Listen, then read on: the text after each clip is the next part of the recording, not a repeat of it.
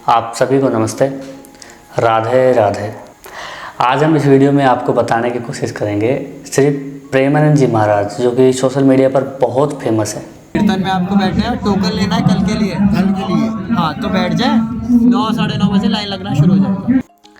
महाराज जी के जन्म का नाम अनिरुद्ध कुमार पांडे था तथा जन्म वर्ष 1974 है। महाराज की पूजा पद्धति और संप्रदाय राधा वल्लभ संप्रदाय है। राधा वल्लभ संप्रदाय से ये ताल्लुक़ रखते हैं। एकांतिक वार्तालाप में शामिल होना, ये सभी चीज़ें निःशुल्क उपलब्ध कराई गई है, बिल्कुल निःशुल्क रहती है, इसका कोई शुल्क नहीं लिया जाता। प्रेमानंद जी महाराज के दर्शक, प्रशंसक, भक्त और followers all over the India या कहें वर्ल्ड में बढ़ते ही जा रहे हैं। बहुत से विदेशी लोग भी यहाँ आकर बाबा जी से मिलने के, उनका आशीर्वाद या उनका सानिध्य प्राप्त करते हैं। यही वो संत है जो सर्वाधिक युवाओं को भी प्रिय हैं। बहुत से युवा आज उनकी वाणी से, उनके सत्संग से, एकांतिक वार्तालाप से प्रभावित होकर अध्यात्म का मार्ग चुन रहे हैं। श्री हित प्रेमानंद गोविंद शरण जी, प्रेमानंद जी महाराज के नाम से ये संत ऑल ओवर द वर्ल्ड काफ़ी फेमस है। इन बाबा के यहाँ पर मैं वहाँ पर गया था।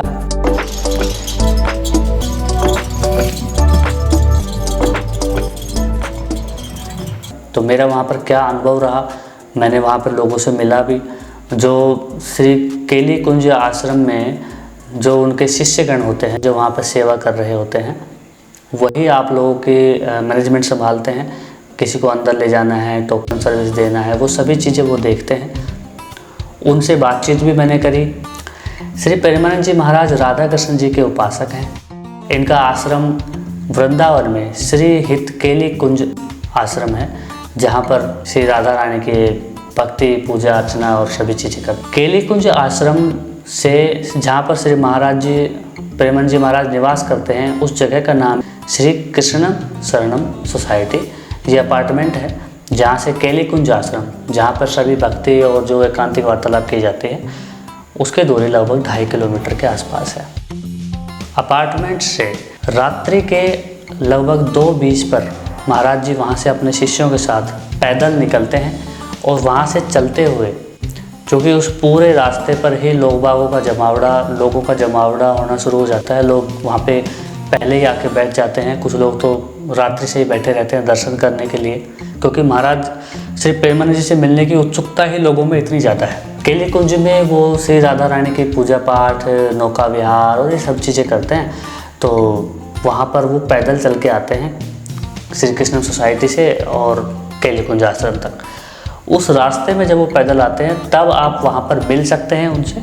इसके अलावा उनके दर्शन लाभ प्राप्त करना चाहते हैं तो दर्शन करने के लिए आप सुबह, जब केली कुंज आश्रम में वो सुबह पहुँच जाते हैं लगभग 3 बजे, 3:30 बजे के आसपास। उस समय से लेकर के और फिर वहाँ पर पूजा पाठ होती है, आरती होती है, मंगल आरतियाँ, और महाराज जी जो श्री राधा रानी की सेवा करते हैं, उनकी श्रृंगार दर्शन आप वीडियो में देख सकते हैं। जो वहाँ पे टीवी चल रहा होता है बाहर पे, उस टीवी में आप देख सकते हैं। तो इस वीडियो में हम प्रेमानंद जी महाराज से मिलने के लिए क्या करना पड़ेगा आपको। सबसे पहली चीज़ ध्यान दें कि आपको किसी भी तरह का कोई भी पैसा, रिश्वत या कोई भी तिकड़मबाजी लगाने की ज़रूरत नहीं होती, क्योंकि ये चीज़ें वहाँ नहीं चलेगी। मिलना, एकांतिक वार्तालाप में शामिल होना, ये सभी चीज़ें निःशुल्क उपलब्ध कराई गई है, बिल्कुल निःशुल्क रहती है। इसका कोई शुल्क नहीं लिया जाता, कोई दान नहीं लिया जाता।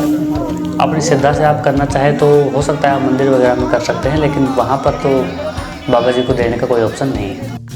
वैसे तो वृंदावन में 5000 से अधिक मंदिर हैं। अगर आप वहाँ घूमने का प्लान बना रहे हैं और वहाँ जाना चाहते हैं तो इतने मंदिर हैं कि आप शायद वृंदावन वास करें तभी वो मंदिर घूम पाएंगे। फिर भी हम कुछ खास या बहुत महत्वपूर्ण मंदिर जहाँ पे अधिकतर लोग जाते हैं, उनके बारे में इस वीडियो में मैं आपको बताऊंगा। यही वो संत है जो सर्वाधिक युवाओं को अपने ज्ञान व्यवहार से आकर्षित कर रहे हैं। प्रेमानंद जी के सत्संग, एकांतिक वार्तालाप उनकी सादगी और आध्यात्मिक सूक्ष्मता के लिए जाने जाते हैं। कोई भी उनके दर्शन लाभ प्राप्त कर सकता है। उनके दर्शन लेने के लिए आपके पास 2 ऑप्शन होते हैं। या तो आप सड़क पर खड़े होकर, जो मार्ग है 2.5 किलोमीटर का, वहाँ पर खड़े होकर उनके दर्शन कर सकते हैं सुबह 2:30 बजे से, और लगभग 3 या 3:30 बजे के आसपास आप उस पर खड़े रह के उनके पैदल चलते हुए उनके दर्शन प्राप्त कर सकते हैं। अगर आप उस समय पर नहीं पहुंच पाते हैं, किसी वजह से लेट हो जाते हैं, तो आप सुबह, सिर्फ दर्शन के लिए बता रहा हूँ, सिर्फ सुबह आप 9 बजे, 8:30 से 9 बजे से आप उसी मार्ग पर खड़े हो सकते हैं जब महाराज जी गाड़ी में बैठ करके वहाँ से वापस अपने अपार्टमेंट में जाते हैं। वहाँ पर आप सिर्फ गाड़ी में दर्शन प्राप्त कर सकते हैं, गाड़ी में बैठे हुए महाराज जी के दर्शन कर सकते हैं। लेकिन अगर आप उनके सत्संग में शामिल होना चाहते हैं, उनसे एकांतिक वार्तालाप करना चाहते हैं, तो आपको, जैसा कि मुझे वहाँ पर बैठे उनके शिष्यों ने बताया, 9 साढ़े 9 बजे लाइन लगना शुरू हो जाए। एकांतिक वार्तालाप के लिए आपको पहले टोकन लेना पड़ता है। उस टोकन के अकॉर्डिंग नेक्स्ट डे अराउंड 3 बजे लाइन लगती है और फिर वहाँ पर प्रवेश कराया जाता है उनका टोकन के हिसाब से ही। टोकन लेने के लिए आपको एक दिन पहले आना पड़ेगा, फिर आप लाइन में लग के 9 बजे वो लाइन लगती है। 9 बजे से पहले वहाँ सत्संग चल रहा होता है, महाराज जी अंदर होते हैं, एकांतिक वार्तालाप भी कर रहे होते हैं और वहाँ पे सत्संग हो रहा होता है, राधा रानी की पूजा हो रही होती है। वो आप वहाँ पर लगी हुई स्क्रीन में भी देख सकते हैं। बाहर मेज या बाहर चटाई लगी होती है, वहाँ पे बैठ सकते हैं, वहाँ पे अपना ध्यान लगा सकते हैं। उसके बाद जैसे ही महाराज जी वहाँ से जाएंगे, जब उनका जाने का टाइम होगा, तो वहाँ चहलकदमी बढ़ जाती है। उस चहलकदमी से आप समझ पाएंगे। और उसके बाद आप अगर दर्शन करना चाहते हैं तो थोड़ा सा आगे चल के सड़क पर खड़े हो सकते हैं, वहाँ महाराज जी गाड़ी में आप उनको देख सकेंगे। अगर आपको टोकन लेना है तो आपको वहीं पर लाइन लगवाने के लिए उनके शिष्यगण बोलेंगे, वहाँ आप खड़े रहेंगे, वहाँ पे नाम लिखे जाएंगे, आपको टोकन दिए जाएंगे। वो टोकन लेके आपको अगले दिन सुबह 3:30 बजे या 3 बजे मैं कहूँ तो 3 बजे के आसपास वहाँ फिर से लाइन लग जाती है, जो उन टोकन के हिसाब से एंट्री होती है। यानी कि जो टोकन आपने पहले लिया था पहले वाले दिन, वही टोकन अगले दिन आप सुबह उपस्थित होंगे तो आपको एंट्री मिलेगी।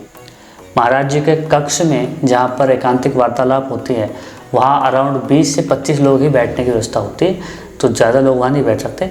बाकी लोग अंदर हॉल में बैठे रहेंगे, जहाँ आरती चलेगी, सत्संग होगा, तो वहाँ बैठ के वो आनंदित हो सकते हैं। मोबाइल आपको स्विच ऑफ करना पड़ेगा, बच्चों के साथ ना जाएँ तो ज़्यादा अच्छा है। अब रही बात एकांतिक वार्तालाप के लिए, तो एकांतिक वार्तालाप के लिए मैंने आपको बताया पहले दिन तो आपको टोकन लेना पड़ेगा, उसके बाद आपको अगले दिन सुबह 3 बजे एंट्री के लिए वहाँ पे आना पड़ेगा, फिर आपका प्रवेश होगा। और अगर आपको एकांतिक वार्तालाप में भाग लेना है तो पहले तो जो आपके क्वेश्चन हैं उन क्वेश्चन के अकॉर्डिंग वो आपको बताना पड़ेगा। वहाँ पर उनके जो शिष्य होते हैं उनसे वो आपको या तो रेफरेंस दे देंगे किसी यूट्यूब पर, क्योंकि महाराज जी के बहुत सारे वीडियो आज से नहीं है, बहुत पुराने समय से वीडियोज़ बना रहे हैं महाराज जी। उन वीडियो को सोशल मीडिया पर डाला जा रहा है, बहुत सारा अथाह ज्ञान उनके द्वारा दिया जा चुका है। तो हो सकता है आपके क्वेश्चन किसी वीडियो से रिलेटेड हो तो वो आपको सजेस्ट कर देंगे कि आप यूट्यूब पर देख सकते हैं। फिर भी अगर आपका क्वेश्चन जेन्युइन है या अभी तक नहीं पूछा गया है या आपकी व्यथा उनको लगता है कि पूछना जरूरी है, तो वो क्वेश्चन आपका लिख लेते हैं, आपके नाम से वो क्वेश्चन लिख लिया जाएगा। जब महाराज जी वहाँ बैठते हैं तो वो क्वेश्चन नाम के साथ पढ़ के सुनाया जाता है और फिर महाराज जी उसका सद्भावनापूर्वक जवाब देते हैं। तो ये तो रही एकांतिक वार्तालाप की बात। उसके बाद इनके महाराज जी फिर वो ख़त्म होने के बाद आरती वारती होकर महाराज जी वहाँ से निकल जाते हैं और फिर अपने निज निवास जो श्री कृष्णम शरणम सोसाइटी है अपार्टमेंट की तरफ गाड़ी में बैठ के वहाँ से चले जाते हैं। उसके बाद महाराज जी से मिलने का कोई भी कार्य नहीं हो सकता। सिर्फ मिलने के लिए आपको रात्रि 2:30 बजे से 3:30 बजे सड़क पर खड़े हो सकते हो, पैदल मिल सकते हो। उसके बाद आप दर्शन करना चाहते हैं तो एक दिन पहले टोकन लेना पड़ेगा, अगले दिन सुबह आके आप 3 बजे लाइन में लग जाइए, आपको अंदर प्रवेश मिल जाएगा। इसके अलावा आप सिर्फ दर्शन के लिए आए हैं तो आप बाहर सुबह के लगभग 9 से 10 बजे के बीच में महाराज जी वहाँ से बाहर जाते हैं, लगभग 10 बजे ही जाएंगे, तो वहाँ से आप सड़क पर खड़े होकर वो गाड़ी में जाते हुए आप उनके दर्शन कर सकते हैं। ये तो हुई उनके दर्शन की बात। श्री वृंदावन धाम में आप कुछ महत्वपूर्ण मंदिर हैं जहाँ पे दर्शन कर सकते हैं, जो केली कुंज आश्रम और महाराज जी के निज निवास के आसपास हैं। उनमें कुछ हैं जैसे श्री कृष्ण बलराम जी का मंदिर है और श्री राधा वल्लभ जी का मंदिर है, बहुत पुराना मंदिर है, जहाँ पर कहा गया है कि वो मूर्तियाँ स्वयं प्रकट हुई थी, तो श्री राधा वल्लभ जी के दर्शन कर सकते हैं। और बांके बिहारी जी का मंदिर है, प्रेम मंदिर भी है। प्रेम मंदिर सुबह लगभग 9:30 बजे के लगभग खुलता है, जहाँ आप जा सकते हैं। बाकी मंदिरों में सुबह आरतियाँ होती है तो 6-7 बजे या लगभग 5:30 बजे आप मंदिरों में अगर सुबह की आरती में शामिल होना चाहते हैं तो जा सकते हैं। शाम के समय ये सभी मंदिर, चाहे वो प्रेम मंदिर हो या श्री राधा वल्लभ जी का मंदिर हो, जो भी मंदिर है, शाम को लगभग 7:30 से 8:30 बजे के बीच में सभी के पट बंद कर दिए जाते हैं, दर्शन के लिए खुले नहीं रहते। यानी कि उन मंदिरों को लगभग 8:30 बजे बाद सभी मंदिर बंद हो जाते हैं, उसके बाद आप वहाँ पे नहीं जा सकते। खाने पीने की व्यवस्था आपको बाहर बहुत सारे होटल मिल जाएंगे। इसी मार्ग पर आप धर्मशालाएँ भी वहाँ पे ले सकते हैं। बहुत सी धर्मशालाएँ हैं जो 100 रुपये से 200 रुपये में एक पर पर्सन आपको रुकने की जगह दे सकते हैं, जहाँ रुकना सेफ़ होता है। खाना आपको बाहर खाना पड़ेगा, वहाँ आप खा सकते हैं और अपना वहाँ पर रुक सकते हैं। होटल भी ले सकते हैं, होटल भी आपको भिन्न भिन्न रेट्स में मिल जाएंगे। बहुत सारे लोग वहाँ पे सड़क पे खड़े होते हैं जो आपको होटल वगैरह और ये सब चीज़ें उपलब्ध कराते हैं। और भी बहुत सी अच्छे वीडियोज़ हम आपके लिए सामने पेश करेंगे। तब तक के लिए राधे राधे।